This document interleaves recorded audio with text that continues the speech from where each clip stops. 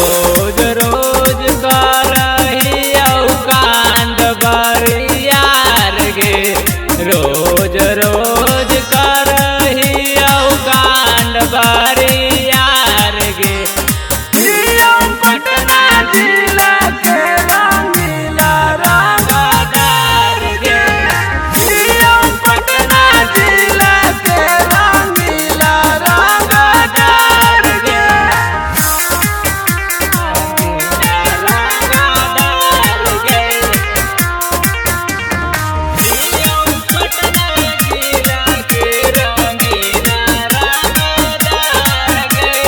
जे बोलता ओकरा दे बौराई फल से दाग गे, उ साला हरामी के लगाई दे बौआग गे, जे